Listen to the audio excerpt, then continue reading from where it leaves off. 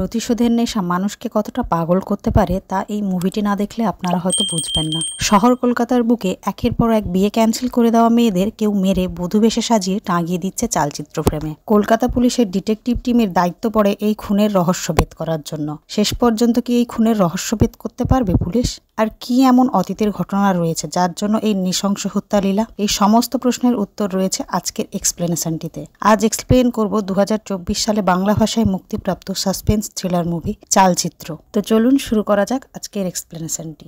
মুভির শুরুতে আমরা দেখতে পাই সুস্মিতা নামে একটি মেয়েকে, যে কাজ থেকে বেরিয়ে বাড়ির দিকে যাচ্ছিল। সে যখন একটি অন্ধকার গলি দিয়ে হাঁটছিল তার মনে হয় কেউ তাকে ফলো করছে, তাই সে তাড়াতাড়ি করে তার বাড়ির দিকে দৌড় দেয়। বাড়ির দরজার সামনে এসে ব্যাগ থেকে চাবি বের করে দরজা খুলতে যাবে, এমন সময় ঘরের দরজা একা একাই খুলে যায়। দরজা খুলতেই দেখে ঘরের ভেতর তার মা রয়েছে। হঠাৎ মাকে আচমকা তার বাসায় দেখে সুস্মিতা চমকে ওঠে। আসলে সুস্মিতা এখানে একাই থাকতো। মা অনেক আগেই এখানে এসেছে সুস্মিতার পছন্দের কিছু রান্না করে নিয়ে। সুস্মিতা আসতেই সুস্মিতাকে নিয়ে তার মায়ের আগের মতোই আবার বকাবকি শুরু হয়ে যায়, কারণ সুস্মিতা যেভাবে জীবনযাপন করে তা তার মা একেবারেই পছন্দ করে না। কারণ সুস্মিতার বয়স হচ্ছে, সে বিয়েও করতে চায় না। কয়েক মাস আগে তার বয়ফ্রেন্ডের সাথে বিয়ে ঠিক হলেও সুস্মিতা তা নিজেই ভেঙে দেয়। এই সমস্ত পুরনো কথা বলে এবং নানা রাগ অভিমান দেখে সুস্মিতার মা ওখান থেকে চলে যায়। মায়ের আনা খাবারগুলো খাচ্ছিল সুস্মিতা। এমন সময় কিছু অনুভব করে সেই যেই পেছনের দিকে ঘুরে অমনি কেউ এক ধারালো অস্ত্র দিয়ে তাকে আঘাত করে। শোনা যায় সুস্মিতার তীব্র আর্তনাদ। পরের দৃশ্যতে আমরা দেখতে পাই ফোনের রিংয়ে ঘুম ভাঙে সিআইডি অফিসার কনিষ্কর। তাকে ফোন করে জানানো হয় এই মর্মান্তিক খুনের কথা। ঘটনাটি শোনার সাথে সাথে অফিসার কনিষ্ক সেখানে উপস্থিত হয় এবং সেখানে আগে থেকেই পুলিশের আরেকজন অফিসার উপস্থিত ছিল, যার নাম রিতেশ। রিতেশ কনিষ্ককে স্যালিউট জানায় আর তারপর কনিষ্ককে ঘরের ভেতরে যেতে মানা করে, কারণ ভেতরের দৃশ্য খুবই মর্মান্তিক এবং ভয়ঙ্কর ছিল। তবে কনিষ্ক রিতেশের কোনো কথা না শুনেই ভেতরে যায়। কনিষ্ক ঘরের ভেতরে গিয়ে দেখে ঘরের সমস্ত জিনিস এলোমেলো হয়ে পড়েছিল আর সুস্মিতা নামে মেয়েটিকে খুনি হত্যা করে বধূ বেশে সাজিয়ে দেওয়ালে টাঙিয়ে দিয়েছিল। কনিষ্ক এই দৃশ্য দেখে স্তব্ধ হয়ে যায় আর তার স্মৃতিতে কিছু অদ্ভুত দৃশ্য ভেসে ওঠে। অনেকগুলি মেয়েকে তার চারপাশে দেবী বেশে চালচিত্র ফ্রেমে দাঁড়িয়ে থাকতে দেখা যায়। কিছুক্ষণ পরে রিতেশ এসে কনিষ্ককে জানায় যে সুস্মিতা একাই থাকতো এই বাসাতে আর তার মা বাবা বালিগঞ্জে থাকে। মেয়েটির কোনো রিলেশন ছিল কিনা এখনো তা জানা যায়নি। কনিষ্ক রিতেশকে বলে নাসিরের সাথে গিয়ে মেয়েটির বাবা মায়ের সাথে দেখা করতে এবং আরো খোঁজ খবর নিতে।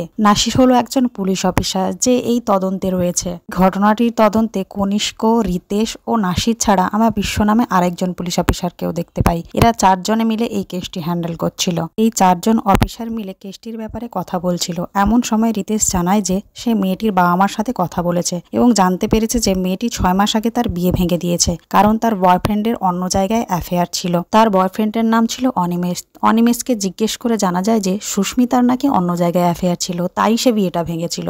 নাসির নামে অফিসারটি ঘটনাস্থলে না থাকায় সে ঘটনাস্থলের ছবিগুলি দেখতে চায়। ছবি দেখে নাসির চমকে ওঠে এবং বলে এটা তো সেই আগের কেসটার মতো মনে হচ্ছে। কথাটি শুনে কনিষ্ক তাকে থামিয়ে দিয়ে বলে না না, আমিও প্রথমে এটাই ভেবেছিলাম। নাসির তবুও কনিষ্ককে বলে যে এখানেও তো ওই মাথার উপর চালচিত্র রয়েছে। কনিষ্ক বলে আরে না না, ওটা সোফার ফ্রেম দিয়ে বানিয়েছে। এরপর কনিষ্ক রিতেশকে বলে সুস্মিতার এক্স বয়ফ্রেন্ড অনিমেষকে তুলে আনতে। কথাটি শুনে রিতেশ কিছুটা অসম্মতি জানায়। তার মতে অনিমেষ এই কাজটি করেনি। তবে কনিষ্ক তাকে বোঝায় যে অনিমেষের সাথে সুস্মিতার বিয়ে ঠিক হয়েছিল, কিন্তু ওই বিয়েটা ভেঙে যাওয়ায় অনিমেষের নিশ্চয়ই মান সম্মানে আঘাত লেগেছে আর সেটার জন্য প্রতিশোধ নিতে এটা করতেই পারে। পরবর্তী দৃশ্যে দেখা যায় রিতেশ ও তার গার্লফ্রেন্ড পূরবী বসে সময় কাটাচ্ছিল, কিন্তু রিতেশের মনটা ভালো ছিল না, কারণ তাদের টিমে কেউ তাকে পাত্তা দেয় না। আর কনিষ্ক সবসময় সব কাজে নাসির আর বিশ্বকে বেশি গুরুত্ব দেয়, কিন্তু শিক্ষাগত যোগ্যতায় রিতেশ তাদের থেকে অনেকাংশ উপরে। অন্যদিকে আমরা দেখতে পাই নাসির বাড়ি ফিরতেই তার একমাত্র মেয়ে মিলি তাদের কাজের লোকটিকে নিয়ে নানা অভিযোগ করতে থাকে তার বাবার কাছে। মিলি একজন প্রতিবন্ধী এবং তাদের সংসারে মিলি এবং নাসির ছাড়া আর কেউ নেই। মিলির মাও মারা গেছে অনেক আগেই। মিলির নানান রাগ ও অভিযোগ শুনে নাসির মেয়েকে খাইয়ে দিতে দিতে বলে যে 6 মাস পরে সে রিটায়ার হয়ে যাবে, তারপর 24 ঘন্টা তার সাথেই থাকবে। এদিকে রিতেশ সুস্মিতার বয়ফ্রেন্ড অনিমেষকে তুলে এনেছে আর কনিষ্ক তার জিজ্ঞাসাবাদ শুরু করে। কনিষ্ক অনিমেষের কাছে জানতে চায় যেদিন সুস্মিতার খুন হয় সেদিন রাতে সে কোথায় ছিল। জানায় সে সিনেমা দেখতে গিয়েছিল এবং সে তাদের সিনেমার গল্পটি শোনাতেও চায়। তবে কনিষ্ক তাকে বলে যে তুমি সেদিন সিনেমার টিকিট কিনেছিলে ঠিকই, তবে তুমি সিনেমা দেখতে যাওনি। সুস্মিতা কাজ থেকে বেরোতেই তুমি তার পিছু নাও এবং তারপর তাকে ঘরের মধ্যে ধারালো অস্ত্র দিয়ে হত্যা করে দেওয়ালে টাঙিয়ে দিয়েছিলে। কনিষ্ক যখন অনিমেষকে এই কথাগুলো বলছিল তখন আমরা দেখতে পাই ওই কথার মতোই একটা ঘটনা ঘটতে। তবে অনিমেষ কনিষ্কর কোনো কথাই বুঝতে পারছিল না। এরই মধ্যে বিশ্ব এসে জানায় যে আরো একটি খুন হয়েছে, ঠিক আগেরটার মতোই। কনিষ্ক শুনেই দ্রুত ঘটনাস্থলে যায়। ঘটনাস্থলে গিয়ে ওই ভয়ঙ্কর দৃশ্য দেখে কনিষ্ক অসুস্থ হয়ে পড়ে। তার সামনে আবারও ওই আগের মতো দৃশ্যগুলি ভেসে ওঠে। এরপর কনিষ্ক হাঁপাতে হাঁপাতে নাসিরকে বলে, তুমি ঠিকই বলেছিলে, এই কেসগুলি আগের কেসের মতোই এবং দুটো কেস অনেকটা মিল আছে। নাসির কনিষ্ককে শান্ত করে বলে বাড়ি চলে যেতে। তাই কনিষ্ক তখনকার মতো বাড়ি চলে যায়। এদিকে দেখা যায় রিতেশ, নাসির এবং বিশ্ব এক জায়গায় বসে কথাবার্তা বলছে। এমন সময় রিতেশ নাসিরকে জিজ্ঞেস করে যে আপনি ওই দিন বলেছিলেন যে ওই ঘটনাটি আগের কোনো কেসের মতো, আর কনিষ্ক স্যারও আজ বললেন যে আপনি ঠিকই বলেছিলেন। আসলে ঘটনাটি কি? নাসির কিছুটা চিন্তা করে, তারপর বলতে শুরু করে। 12 বছর আগে আগস্ট 2011 সালে শহরে একের পর এক মেয়েদের খুন হচ্ছিল। যেসব মেয়েরা খুন হচ্ছিল তারা বিভিন্ন ব্যাকগ্রাউন্ডের ছিল। কেউ খুব বড় ঘরের, আবার কেউ খুব সাধারণ বাড়িরও মেয়ে ছিল। কনিষ্ক ওই সময় ডিটেকটিভ ডিপার্টমেন্টে নতুন জয়েন করেছে এবং এই ঘটনার তদন্ত করতে গিয়ে সে একজনকে খুনি সন্দেহ করে অ্যারেস্টও করে। কিন্তু এরপরেও চলতে থাকে একের পর এক খুন। এই খুনগুলোর মধ্যে একটি কমন জিনিস ছিল, যেটা হলো খুনি যে সমস্ত মেয়েদেরকে মারছিল ওদের মেরে দেবী বেশে সাজিয়ে চালচিত্র ফ্রেমে টাঙিয়ে দিচ্ছিল। রিতেশ চালচিত্র কি জিনিস বুঝতে না পারায় নাসির তাকে বলে যে মূর্তির পেছনে যে একটি ফ্রেম থাকে যাতে অনেক ধরনের দেবদেবীর চিত্র অঙ্কন করা থাকে তাকেই চালচিত্র বলে। নাসিরের সব কথা শুনে বিশ্ব বলে যে সেই কিলার কি তাহলে আবার ফিরে এসেছে? নাসির বলে তা সম্ভব নয়, কারণ 15টা খুন করার পর কিলার নিজে এসে ধরা দেয় এবং সে এখন হাই সিকিউরিটি সেলে বন্ধ আছে। আমি কাল নিজে গিয়ে তাকে দেখে এসেছি। রিতেশ বলে তাহলে এখন যে এই খুনগুলো করছে সে নিশ্চয়ই কোনো কপিক্যাট কিলার, অর্থাৎ সে কোনো ফেমাস কিলারের খুন করার স্টাইল কপি করে সে এই খুনগুলো করছে। নাসির ভারাক্রান্ত মুখ নিয়ে বলে যে তাহলে আবারও কি 15টা খুন হবে? রিতেশ বলে ওঠে না, তার আগেই আমরা তাকে ধরে ফেলবো। নাসির বলে তাহলে তাড়াতাড়ি ধরো, কারণ কিছুদিন পরে আমি রিটায়ার করে যাব। এদিকে কনিষ্ক টিম মিটিং করে সিদ্ধান্ত নেয় যে সে আগের কেসের ওই সিরিয়াল কিলার ভুবন হালদারের সাথে দেখা করবে। সেই কথা মতো কনিষ্ক ও রিতেশ চলে যায় ভুবন হালদারের সাথে দেখা করতে। কনিষ্ক ওখানে যাওয়ার আগেই রিতেশকে সাবধান করে দেয়, কারণ ভুবন হালদার তার কথার দ্বারা মানুষকে বশ করতে পারে, তাই তার কথার প্যাঁচে রিতেশ যেন না পড়ে। পরবর্তী দৃশ্যে দেখতে পাই কনিষ্ক ও রিতেশ এসেছে ভুবনের সাথে দেখা করতে। তাদের মধ্যে নানান কথোপকথন চলতে থাকে। ভুবন রিতেশকে বলে কনিষ্কর সাথে কাজ না করতে, কারণ সে কিছুই শিখতে পারবে না। কনিষ্ক ভুবনকে বলে যে তারা এসেছে তার সাথে কিছু দরকারি কথা বলতে। ভুবন শুনে বলে যে হ্যাঁ, দরকারিই তো আসবে, তোমরা কি আর আমার সাথে সাবলুডু খেলতে আসবে? কনিষ্ক বলতে শুরু করে শহরে দুটো মার্ডার হয়েছে, অনেকটা তার করা খুনের মতোই। ভুবন কনিষ্ককে থামিয়ে দিয়ে বলে তুমি কি আমার কাছে উপদেশ নিতে এসেছো? তাহলে দুটো বিরিয়ানি আর মাংসের চাপ অর্ডার করো, আর নেক্সট টাইম আমার এখানে আসার আগে খবর দিয়ে আসবে, তাহলে আমি দুপুরের খাবার খাবো না। এই বলে ভুবন চলে যেতে যাবে, তখনই রিতেশ তাকে একটি সিগারেট ধরিয়ে দেয়। সিগারেট হাতে পেয়ে ভুবন তাদেরকে জিজ্ঞেস করে বলো কি জানতে চাও? কনিষ্ক ভুবনের সামনে ক্রাইম স্পট থেকে নেওয়া ছবিগুলি রাখে। ভুবন ছবিগুলি দেখেই বলে বাহ, আমার চিন্তা ভাবনা তো দেখছি 4 দেওয়ালের বাইরেও ছড়িয়ে পড়েছে। রিতেশ ভুবনকে জিজ্ঞেস করে কেউ কি আপনার মার্ডার করার স্টাইল কপি করছে? ভুবন রেগে গিয়ে বলে কেন, এটা কি মুড়িঘণ্ট রেসিপি নাকি যে আমাকে দেখে কপি করবে? তখন কনিষ্ক ভুবনকে বলে কেন, তোমার মতোই তো সবগুলো খুনের ধরন, সবই তো মিলে যাচ্ছে, পার্থক্য কোথায়? ভুবন বলে পার্থক্য খুঁজতে হলে আরো গভীরে ভাবতে হবে। ভুবন চলে যাচ্ছিল, কিন্তু আবার ঘুরে এসে বলে ধরিয়ে দিলে ধরতে পারবে? বলে ভুবন বলতে শুরু করে শাড়ি কিন্তু একই শাড়ি নয়, মালা কিন্তু একই মালা নয়, কারোর কাছে দেবী আবার কারোর কাছে দৈত্যা। এই কথা বলে ভুবন ওখান থেকে চলে যায়। এরপর পরবর্তী দৃশ্যে আমরা দেখতে পাই কনিষ্ক অফিসে ফিরে তার টিমের সবাইকে নিয়ে আবার মিটিং শুরু করে। কনিষ্ক বলে যে দুটো মেয়ে খুন হয়েছে ওখানে চুরি ডাকাতি বা সেক্সুয়াল অ্যাসল্টের কোনো ব্যাপার নেই, তবে খুনি মেয়েগুলোকে মারার পর বেনারসি শাড়ি, মালা, সিঁদুর পরিয়ে নববধূর রূপে টাঙিয়ে রেখেছে। এই নববধূর রূপই হলো দৈত্যা। তখন বিশ্ব বলে ওঠে কিন্তু দুজন মেয়েই তো আনম্যারিড ছিল।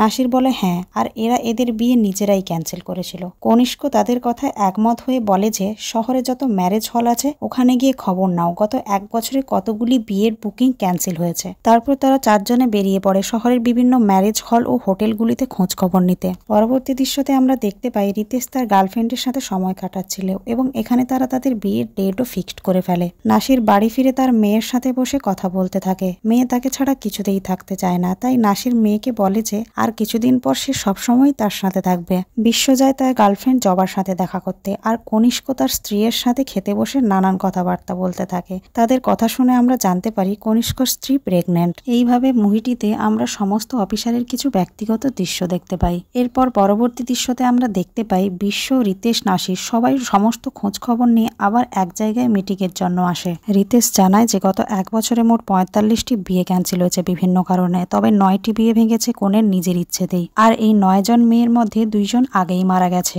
কনিষ্ক জানতে চায় আর যে 7 জন মেয়ে রয়েছে তাদের মধ্যে কেউ একা থাকে কিনা। উত্তরে বিশ্ব জানায় 4 জন মেয়ে একা থাকে। কনিষ্ক বলে তবে আগামী কয়েকদিন আমরা এই 4 জন মেয়েকে পাহারা দেব। রিতেশ আর বিশ্ব চলে গেলে কনিষ্ক নাসিরকে বলে ওদের একটু দেখে রেখো। নাসির বলে স্যার আমি তো আর কয়েক মাস পরে চলে যাব, এরপর তো আপনাকেই ওদের দেখতে হবে। এরপর আমরা দেখতে পাই কনিষ্ক, নাসির, রিতেশ, বিশ্ব ওই 4টি মেয়ের বাড়ির সামনে পাহারা দিচ্ছে। নাসির গাড়িতে বসে তার মেয়ের সাথে ভিডিও কলে কথা বলছিল। এমন সময় একটি মেয়েকে নাসিরের গাড়ির সামনে দিয়ে যেতে দেখা যায়, আর মেয়েটার পেছন পেছন একজন চাদর মুড়ি দেওয়া অদ্ভুত লোককেও যেতে দেখা যায়। নাসির তার মেয়ের কলটা রেখে ওই চাদর মুড়ি দেওয়া লোকটিকে ফলো করে। নাসির লোকটিকে ফলো করতে করতে একটি বাড়ির মধ্যে যায় এবং বিশ্ব ও রিতেশকে কল করে, কিন্তু কারোকেই সে ফোনে পায় না। নাসির লক্ষ্য করে যে মেয়েটা ওর গাড়ির সামনে দিয়ে এসেছিল ওকে মেঝেতে পড়ে থাকতে এবং মেয়েটির চারিপাশে পুরো রক্তে ভর্তি। তার শরীর কেউ টানতে টানতে ঘরের ভেতরের দিকে নিয়ে যাচ্ছিল। নাসির তখন কনিষ্ককে ফোন করে, আর কিছু বলতে যাবে কেউ এসে নাসিরের মাথায় আঘাত করে আর নাসিরের ফোনটা মাটিতে পড়ে যায়। সিন চলে আসে পরের দিন। কনিষ্ক ওই বাড়িতে এসেছে এবং সে নাসিরের পড়ে থাকা ফোনটি হাতে তুলে নিয়ে ঘরের ভেতরে যায় আর দেখে মেঝেতে পড়ে আছে নাসিরের বডি। তাই দেখে কনিষ্ক কল্পনা করতে থাকে কিলার কিভাবে নাসির ও ওই মেয়েটিকে মেরেছে। নাসিরের কেউ না থাকায় তার ডিপার্টমেন্টের সকলে মিলে তার শেষকৃত্য সম্পন্ন করে। পরের দৃশ্যে আমরা খাওয়ার টেবিলে রিতেশ, তার গার্লফ্রেন্ড পূরবী ও তার মা বাবাকে দেখতে পাই। পূরবীর মা রিতেশকে নাসিরের মৃত্যুর ব্যাপারে বলে দুঃখ প্রকাশ করে এবং বলে যে তুমিও তো ওই একই টিমে আছো, কিন্তু কদিন পরে তোমার সাথে আমার মেয়ের বিয়ে দেব, আর যদি তোমার সাথে এমনটা ঘটতো তবে তোমাকে যদি আমার মেয়ের সাথে বিয়ে করতে হয় তবে তোমাকেই চাকরি ছাড়তে হবে। কথাটি শুনে রিতেশের খুব খারাপ লাগে। সে বলে হ্যাঁ সত্যিই আমার এই কাজে রিস্ক আছে। সেদিন নাসির ভাইয়ের বদলে আমিও মরতে পারতাম, তবে আমি কাজটিকে খুব ভালোবাসি। আমি দেশের জন্য কাজ করে গর্ববোধ করি আর আমি এই কাজটি ছাড়তে পারবো না। পরবর্তী দৃশ্যে আমরা দেখতে পাই নাসির ও বিশ্বকে একটি জায়গায় বসে ড্রিঙ্কস করতে। রিতেশ খুব অনুশোচনা করতে থাকে। সে বলে ওই দিন যদি আমি নাসির ভাইয়ের কলটা ধরতাম তাহলে হয়তো আজ নাসির ভাই বেঁচে যেত, কিন্তু আমি কত দায়িত্বহীনের মতো কাজ করেছি। তবে বিশ্বের মধ্যে কোনো অনুশোচনা দেখা যায় না। সে রিতেশকে বলে বাদ দাও ওসব কথা, আমাদের এই কাজে এইরকম ধরনের ঘটনা হয়েই থাকে, তুমি নতুন তাই তোমার এগুলো মেনে নিতে একটু সমস্যা হচ্ছে। রিতেশ বিশ্বর কথায় রেগে গিয়ে বলে কিসের নতুন, আমি আশা থেকে দেখছি তোমরা আমার নতুন নতুন বলে কোনো পাত্তাই দিচ্ছ না, সবসময় আমাকে হেও করে চলেছ। বিশ্ব রিতেশকে থামাতে গেলে রিতেশ তার গায়ের জ্যাকেট খুলে ইউনিফর্ম পরে মাতলামি করতে থাকে, আর রিতেশের এই কাণ্ডকেও ভিডিও করে সোশ্যাল মিডিয়ায় ভাইরাল করে দেয়। রিতেশের এই ঘটনাটি খবরেও দেখানো হয়, এর ফলে রিতেশের চাকরি চলে যায়। টিভিতে এই খবরটি দেখে রিতেশের গার্লফ্রেন্ডের বাবা মা তাদের বিয়েতে অসম্মতি প্রকাশ করে এবং এইসব ঘটনার ফলে পূরবী নিজেই বিয়েটা ভেঙে দেয়। পরের দিন সাংবাদিকরা পূরবীদের বাড়িতে এসে তার মাকে প্রশ্ন করতে থাকে যে রিতেশের সাথে তো আপনার মেয়ের বিয়ে হওয়ার কথা ছিল, বিয়েটা কি এখন হবে না? উত্তরে পূরবীর মা জানায় বিয়েটা তার মেয়ে নিজেই ভেঙেছে। এই কথা বলে পূরবীর বাবা মা শহর ছেড়ে কোথাও ঘুরতে বেরিয়ে পড়ে। পূরবী তাদের সাথে যেতে না চাওয়ায় সে ঘরে একাই থেকে যায়। একদিন রাতে পূরবী একাই ঘরে বসছিল, এমন সময় ইলেকট্রিক চলে যায় এবং পুরো ঘর অন্ধকার হয়ে যায়। পূরবী খুব ভয় পেতে থাকে, কেউ তাকে আঘাত করতে যাবে এমন সময় রিতেশ এসে তাকে বাঁচিয়ে নেয়। রিতেশের সাথে খুব মারামারি হওয়ার পর রিতেশ ওই লোকটিকে ধরে ফেলে এবং তারপরে দেখা যায় আসল খুনির মুখটি। আসলে লোকটি হলো আগের দুটো মেয়েকে খুন করা ওই খুনি। সে পূরবীকেও মারতে গেছিল কারণ পূরবী তার নিজের বিয়ে নিজেই ভেঙেছিল। এরপর লোকটিকে আমরা দেখতে পাই ইন্টারোগেশন রুমে। সে কিছুই বলছে না, শুধুমাত্র পুলিশ অফিসার কনিষ্কর সাথে কথা বলতে চাইছে। তাই কনিষ্ক খুব কৌতূহলী হয়ে হাজির হয় তার সামনে। কনিষ্ক ওই লোকটিকে জিজ্ঞেস করে বলো এবার তুমি কে আর এই সমস্ত ঘটনা কেন ঘটিয়েছ?